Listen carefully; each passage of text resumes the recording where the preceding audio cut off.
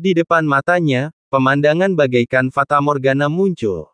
Pegunungan tak berujung, pepohonan dan bunga-bunga penuh vitalitas, dan semburan raungan tipis datang dari sana. Itu tampak seperti pemandangan yang semarak, dan di kaki Xiao Yan, ada bunga-bunga putih yang mekar. Mereka tampak bergoyang dan harum. Pemandangan ini seharusnya membuat orang merasa bahagia. Bahkan seperti planet biru yang hampir dilupakan Xiao Yan di lubuk hatinya yang terdalam. Xiao Yan membayangkan bahwa ini akan menjadi tanah kekacauan atau tanah api. Pemandangan kehidupan ini melampaui harapannya. Mungkinkah ini yang kuinginkan di dalam hatiku? Namun pemandangan ini masih membuat Xiao Yan tertegun sejenak, sampai ia perlahan mengangkat kakinya. Melangkah maju, saat kakinya mendarat, api langsung menyebar. Dalam sekejap, api menyebar di padang rumput. Bunga-bunga putih di bawah kaki Xiao Yan bukanlah bunga.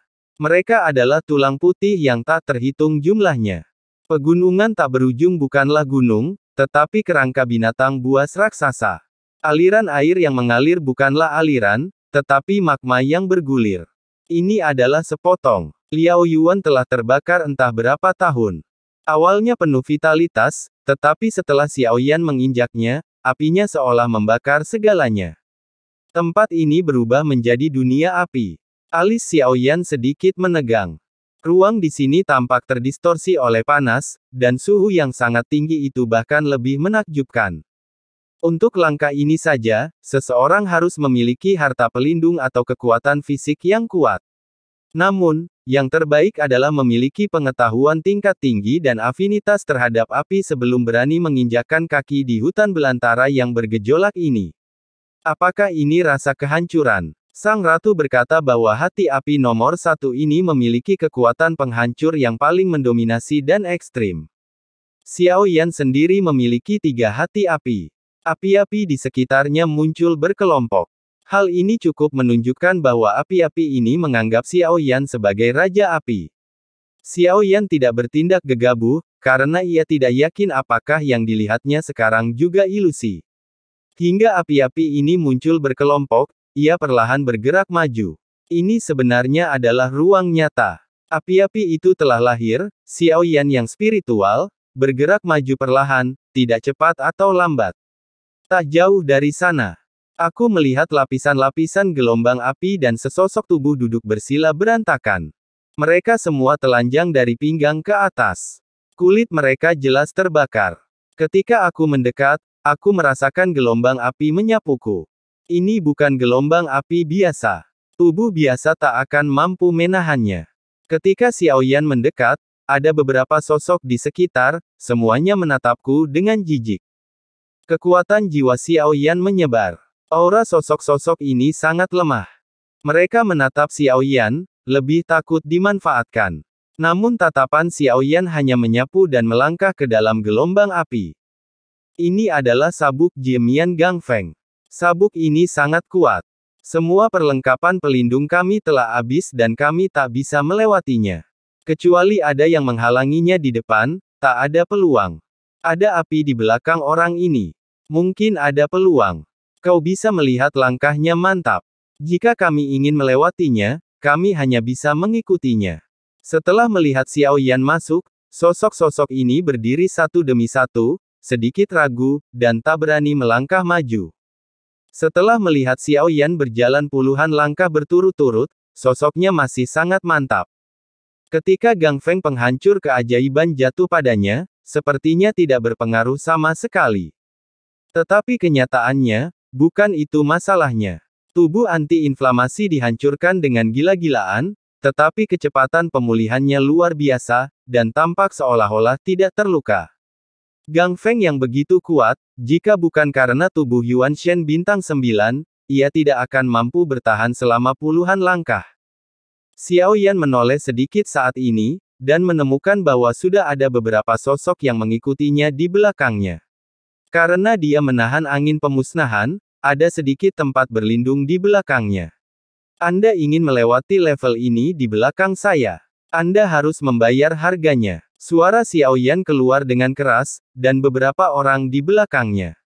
Kekuatan militer tidak lemah. Jika Anda tidak membayar apapun, itu akan menjadi keuntungan bagi mereka.